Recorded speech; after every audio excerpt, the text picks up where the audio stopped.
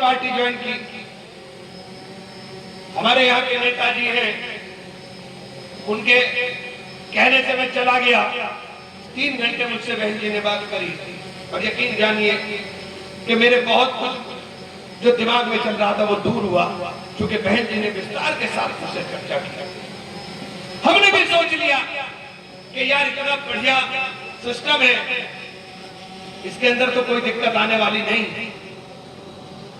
निकलते ही बहन जी ने सर पे अभी हाथ रखा, सर पे हाथ रख करके जिम्मेदारी दी और 3 महीने मैंने 18 जिले और 4 जिले उत्तराखंड के 22 जिलों में सम्मेलन कर दिए और एक चर्चा शुरू कर दी।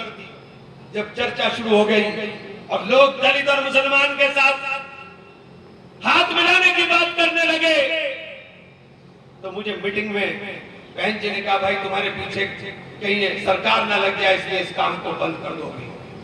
मैंने बहन जी मैं तो पार्टी के लिए काम कर रहा हूं। उसने कहा नहीं, तुम पार्टी के लिए बहुत कीमती हो, तुम्हारी हिफाजत करना जरूरी है।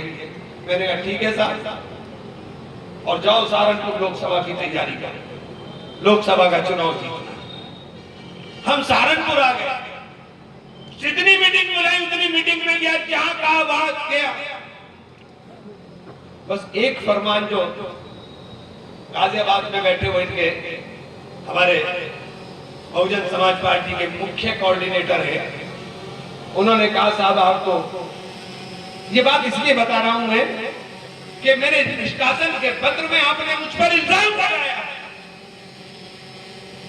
मुझे बुला करके कहा, इमरान भाई पार्टी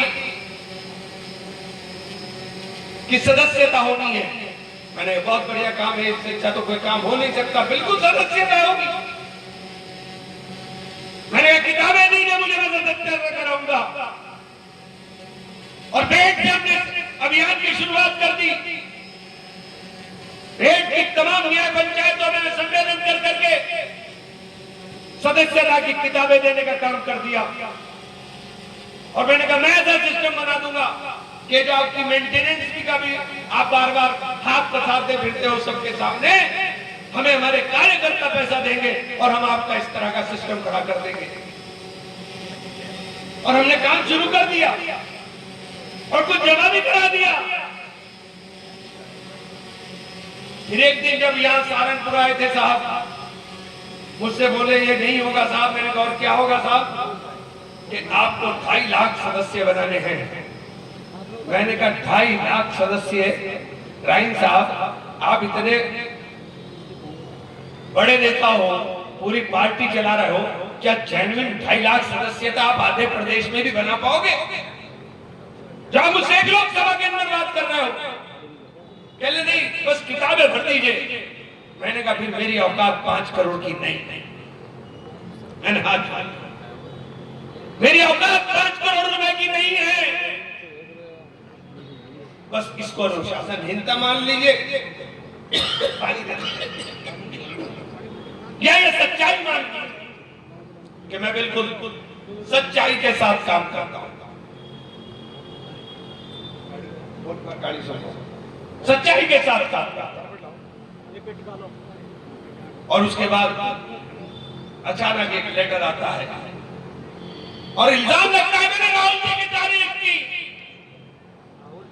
आपको याद होगा चुनाव चल रहा था और चुनाव चलते हुए मेरठ की सभा में मैं गया और मेरठ में एबीपी न्यूज के कार्यक्रम के अंदर मैंने राहुल जी के और प्रियंका जी के बारे में चुनाव के अंदर क्या कहा था। अगर उससे कुछ अलग मैंने कहा हो तो अनुशासनहीनता में आता।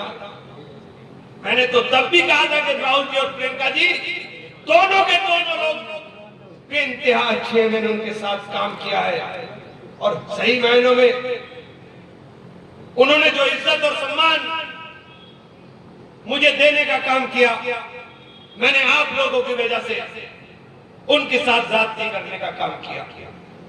क्योंकि आप लोगों को जुनून था, आपको जुनून था कि सरकार बनाएंगे और मुझे भी हैरान कर दिया। वरना अच्छा खासा मैं बात था। आप लोगों ने मेरे पे हाथ रख करके पार्टी छुड़वाई थी। आपने छुड़वाई थी पार्टी मुझसे, मैं बिल्कुल छोड़ना नहीं चाहता था, जानते हो आप अच्छी तरह से।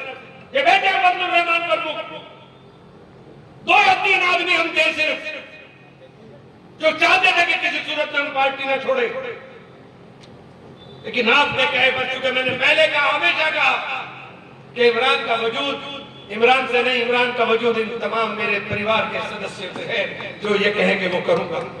और आपके कहे पर जब फैसला हो रहा था तब भी मैंने कहा था कि सरकार नहीं बन रही, 125 सीटें से ज्यादा मुझे समाजवादी पार्टी जीतती हुई नहीं दिखाई दे रही। और ये पूरा बयान उन डेट को उठाइएगा, सब चैनलों के ऊपर चला।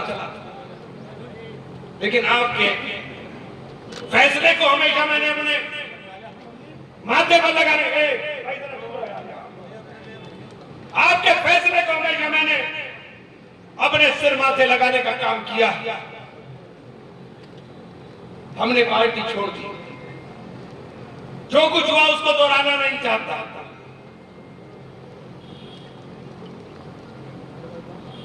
लेकिन साथियों,